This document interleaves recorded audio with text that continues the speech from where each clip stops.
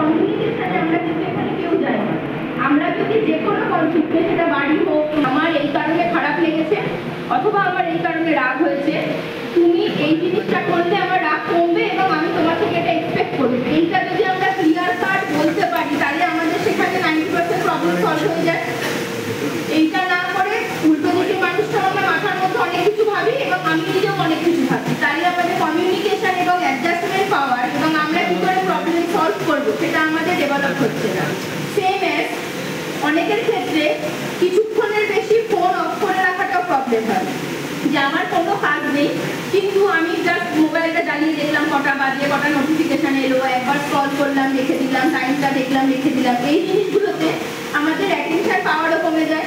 আজকে ধরো আমি অথবা তুমি বসে কথা বলছি, তো সেই কথা বলার মধ্যে আমি কতক্ষণ কথা বলবো, তুমি হয়তো 10-20 মিনিটসের পরে মনে হবে মোবাইলটা খুলে একটু স্ক্রল করি, তাহলে আমাদের অ্যাটেনশন লেভেল কমছে এবং তুমি যার সাথে কমিউনিকেশনে যাচ্ছ তার প্রতিও তুমি অ্যাটেন্টিভ হচ্ছ না। আজকে তোমরা আমার সাথে কথা বলছো, আমি যদি সেই সময় মোবাইলের দিকে তাকিয়ে বসে থাকি তাহলে কি তোমাদের আমার সাথে কমিউনিকেশনে যেতে ভালো লাগবে?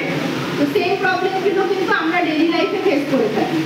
সেম অ্যাজ গেমিংয়ের ক্ষেত্রেও যারা প্রচণ্ড গেম খেলছো, একটা মিনিমাম লিমিটে তুমি ভাবলে আমি 20-30 মিনিট ফর রিফ্রেশমেন্ট অথবা ফর টাইম পাস গেম খেললাম, সেটা ওকে, কিন্তু এই গেমিং টাইমটা যদি আমাদের ইনক্রিজ হয় তাহলে সেই ক্ষেত্রে এগুলোর জন্য আমরা অন্য কিছু ডিলে করছি অথবা বাদ দিচ্ছি। খাওয়ার সময়, পড়ার সময়, বেরোনোর সময়, গল্প করার সময়, বাড়িতে কোনো লোকজন এলো, আমরা কি বলি আমি একটা গেমিংয়ের মানে বেস পর্যায়ে রয়েছি, এখন আমাকে ডিস্টার্ব করো না, আমি হেরে যাবো। তাহলে তোমার গেম কমপ্লিট হতে হতে তো বাড়ির লোকজন চলেই যেতে পারে।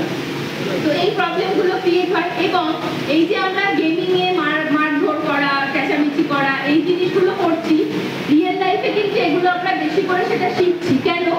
তুমি যখনই কোনো একটা বেশি নেগেটিভ কিছু দেখবে, যে ধরো আমরা কোনো নেগেটিভ পরিবেশে রয়েছি যেখানে রেগে গেলে সবাই জিনিসপত্র ছুঁড়ে ফেলে দেয়, রেগে গেলে চেঁচামেচি করে, গায়ে হাত তোলে, মারধর করে, এই সমস্ত কিছু, তাহলে আমার যখন রাগ হবে আমিও তো সেটাই করবো।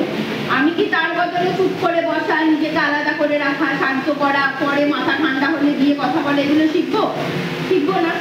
সেম অ্যাজ আমাদের পরিবেশ কি দিচ্ছি অথবা আমরা কোন জিনিসটাতে হ্যাবিচুয়েটেড হচ্ছি তার উপরে কিন্তু আমাদের ডেইলি অ্যাক্টিভিটিসও ডিপেন্ড করছে।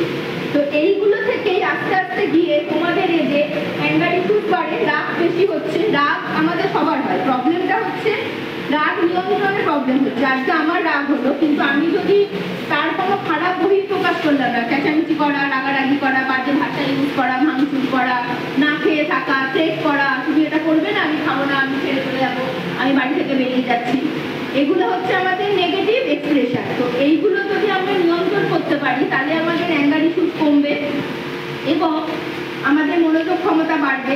তার সাথে একটা মতের অমিল হয় যে উইথ এজ বলো, উইথ জেনারেশন, সেইখানে যে কনফ্লিক্টটা হচ্ছে যে আমি কি চাইছি এবং আমাকে কেন না বলছে, সেই নাটা আমাদের অ্যাকসেপ্ট করতে প্রবলেম হয়, যে আমাকে রিজেক্ট করলো অথবা আমাকে না বললো। অথবা তোমাদের এই যে ধরো প্রত্যেকেরই লাভ লাইফ রয়েছে, কোনো মেয়ের অথবা ছেলের আমাকে কেন ভালো লাগছে না, ও কেন আমাকে রিজেক্ট করছে, ও কেন অন্যজনের কাছে যাচ্ছে, ও কেন পাত্তা দিচ্ছে না। অথবা আমরা যে রিজেকশন পাচ্ছি সেটা বন্ধু বান্ধব হতে পারে, আমার বোনের ক্ষেত্রেও হতে পারে, যে আমি এতটা রেজাল্ট চেয়েছিলাম হলো না, আমি এখানে জব চেয়েছিলাম হলো না, আমি বাবার থেকে একটা সাইকেল চেয়েছিলাম হলো না, কি আমি এক্সপেক্ট করেছিলাম আমার বন্ধু আমার সাথে বেরোবে, বেরোলো না।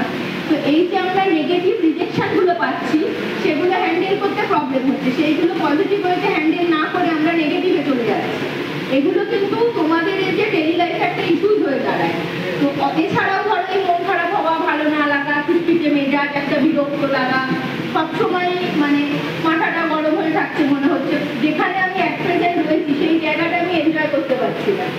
এই জিনিসগুলো তোমাদের এই যে যখন বাড়তে শুরু করবে এবং মনে হচ্ছে যে এই বন্ধু বান্ধবদের সাথে ঘুরে আড্ডা মেরে গল্প করে তারা আমাকে যে জ্ঞানগুলো দিচ্ছে সেই জ্ঞানগুলো আমি পড়িও কোনোভাবে ভালো থাকতে পারছি না, অথবা আমার ডেইলি লাইফে পড়াশোনা, লোকজনের সাথে মেশা, কথাবার্তা বলা, নিজেকে গ্রুম করা, সবকিছু নেগেটিভে যাচ্ছে এবং ডিটোরিয়েট করছে। তখন মনে করা হয় যে কোনো মেন্টাল হেলথ প্রফেশনাল অথবা আমাদের কাছে এসে তোমাদের যোগাযোগ করার জন্য। এই ক্ষেত্রে তোমাদের একটা লিফলেট দেওয়া হয়েছে, সেই লিফলেটে লেখা আছে যে আমাদের মেন্টাল হেলথ ক্যাম্প তোমাদের পুরো ঝাড়গ্রাম জেলার মধ্যে কোথায় কোথায় হয়। যেহেতু এটা আমরা বিনপুরে এসেছি, তো বিনপুরে আমাদের মেন্টাল হেলথ ক্যাম্প প্রত্যেক মাসের দ্বিতীয়